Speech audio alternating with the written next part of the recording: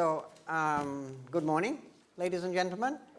I'm delighted to welcome you to our symposium and to thank the Courtauld Institute, of course, for allowing us to use this prestigious space. More expressly, I would also like to acknowledge the efforts of Elena Sudakova, who has already been mentioned, Alexander Chiriak and their team at GRAD for organizing both this conference and the extraordinary exhibition, A Game in Hell, Russia and the Great War. And last but not least, Sergei Shestakov for providing so many of the precious artifacts which have prompted us to rethink the war. I do hope that you will have the chance to see the exhibition, which, as you understand, is one of the many celebrations, or rather rediscoveries, of the First World War. In Moscow and St. Petersburg alone, as you probably know, right now, there are at least 5 exhibitions devoted to the Russian contribution to what, after all, was surely the death knell, not only for Russia's imperial estate, but also for the entire Victorian era of order and civility. In any case, A Game in Hell is an especially valuable enterprise because it tells a Western, not a Russian public, about Russia's military participation and reminds us of the many trials and few tribulations of that participation. It also brings into relief, thanks especially to the documentary photographs, a theater of war which a century later, and now beyond living memory, appears so umbrageous and opaque, as if still wrapped in the gunsmoke, the gas, and the miasma of the trenches and the battlefields all along the Eastern Front. My remarks will be brief, the more so since we have a very talented group of speakers this morning and this afternoon who will be discovering various aspects of Russia's Great War, and certainly I do not wish to steal their thunder. In any case, Nicoletta, co-curator of A Game in Hell, will be making the concluding remarks this afternoon, and I know will have important ideas to transmit. Still, I would like to identify very briefly what I consider to be a few salient visual features of this theme, remembering that Russia entered the war heroically on the 30th of July 1914 and exited ungraciously on the 3rd of March 1918 with the Treaty of Brest-Litovsk. To do so, I would like to emphasize 3 phases or phenomena which, in retrospect, seem to be crucial to our understanding of the rapport between the military front and the visual, literary, and performing arts. 1, the mechanization or machinery of the war. 2, the cultural fermentation during 1914-1917. And 3, the forgotten aftermath. It would be fair to assert that the First World War was the first mechanized war. Even if the infantry and cavalry were essential, and over 10 million individuals perished, the war was often conducted long distance, anticipating the computerized wars of today, with airplanes, bombs, big Berthas, and rockets, leading often not to individual combat, but to mass obliteration. Of course, we shouldn't exaggerate, and judging from Russian visual propaganda, posters for example, the individual exploit, the kamikaze, the duel, was still of profound importance, while conversely, cannons, long-distance rifles, had of course been in existence for centuries. On the other hand, the Great War witnessed the unprecedented application of airplanes, machine guns, radio and tanks, instruments which are operated over vast terrains, undermining the notion of spatial perimeter, or even of here and there, wreaking untold destruction as terrestrial boundaries gave way in an endless no man's land. Objects have vanished like smoke, declared Malevich in his Suprematist Manifesto of 1915, as if alluding to the limbo of fragmented materiel and razed buildings within the theater of war. This annihilation, this tabula rasa, is perhaps a metaphor for the battlefield. Perhaps he also had in mind the continuous haze over the fields and trenches, which disguised or distorted outlines of objects, rendering them liquid, abstract, even non-figurative, as in the white-on-white paintings, for example, on the screen. His abrupt use of the perfective verb in Russian исчез, have vanished, have disappeared, also reminds us of the suddenness of military events, when your heartfelt comrade in arms might fall from an enemy bullet at your side, or an entire cathedral, a Rock of Ages, might collapse after bombing.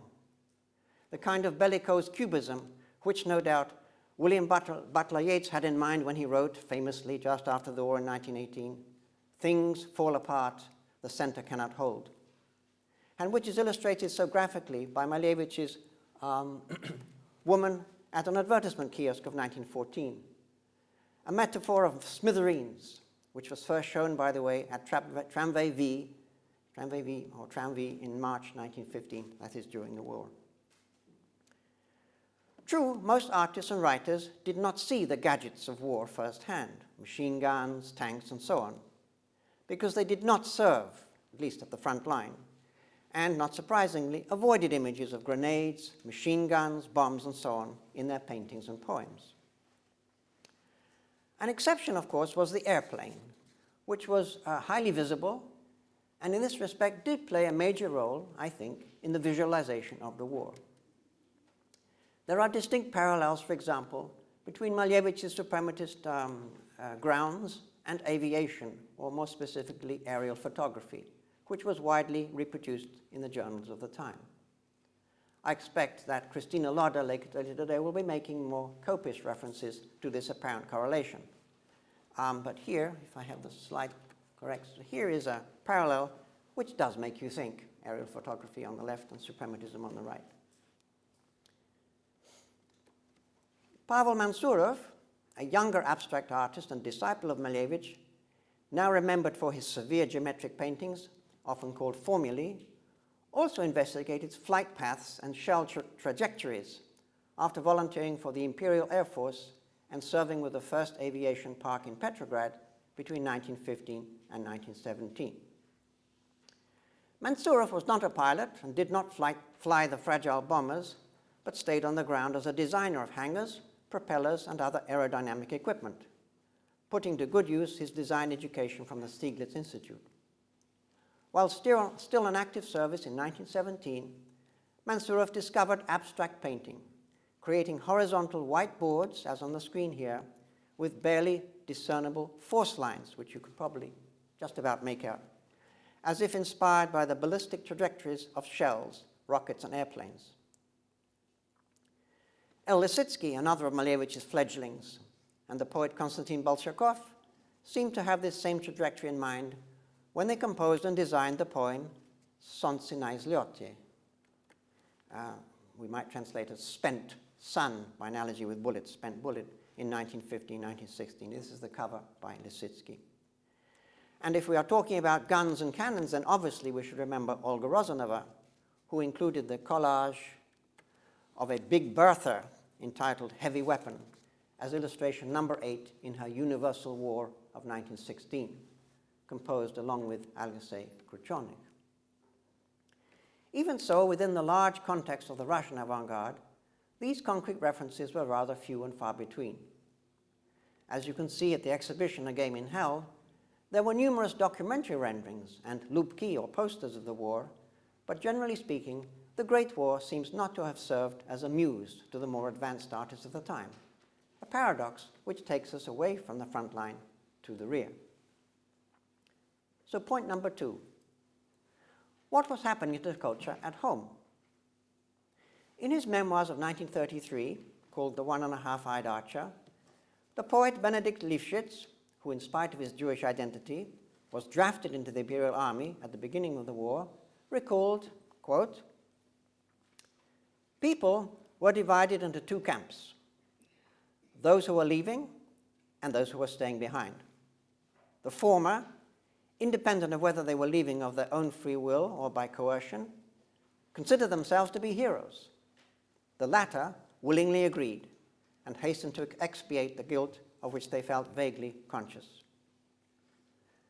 No doubt such sentiments abounded equally in Great Britain, France, Italy, and even Germany and Austria. But in the case of Russia, the home fires not only continued to burn, but they also fanned an extraordinary cultural ardency, and I'm not quite sure why. After all, some of the most radical ideas and projects of the avant-garde came to fruition at the rear, precisely during 1914-1917. We think of Malevich's suprematism, Popova's architectonic painting, Rodchenko's ruler and compass drawings, Tatlin's counter-reliefs, Filonov's system of universal flowering, the pioneering exhibitions of Tramway V, 1915, 010, and the Store, and perhaps symptomatic of the escapism to which Lifshitz alluded, the precocious and luxurious live performances which graced the stages in Moscow and St. Petersburg.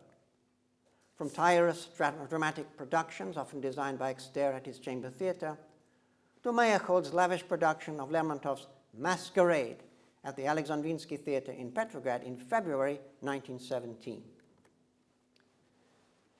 Shortly to arrive at the spare constructivism, as you all know, of the magnanimous Courtauld, Meyerhold was then producing, at one of Russia's most tragic moments of the Great War, perhaps the most opulent extravaganza in the history of the Russian theatre. And invited by Meyerhold, Galavin, on the screen, for many years artist in residence for the Imperial Theatres, designed more than 4,000 sets and costumes, regarding the commission as a tour de force in his more than 50 stage engagements. To some, this is remember. To some, this indulgence paid homage to the onerous traditions of the St. Petersburg stage, symbolizing, quote, the magnificent funeral of Imperial Russia. But to others, it was, quote, an inexhaustible vagrancy of colors and patterns, and a visual deceit. Quote, piles of what at first glance seemed to be dazzling inventions, which at the same time were such impossible failures. It was as if the Victorian narrative endemic to the Imperial theatres had never weakened. It was as if the Russian stage had returned to the clean luxury of the danced panoramas of the late 19th century. And for this reason, some critics saw Masquerade as not only a betrayal of modernism, that is geometric modernism, but also a crass indifference to the cruel reality of the First World War. Third point. Indeed, this kind of hothouse performance becomes even more absurd when we remember the aftermath of the Great War. Not the political outcome, League of Nations, Soviet Republic, and so on, but the physical hardship of millions of returning soldiers, broken families, and displaced people.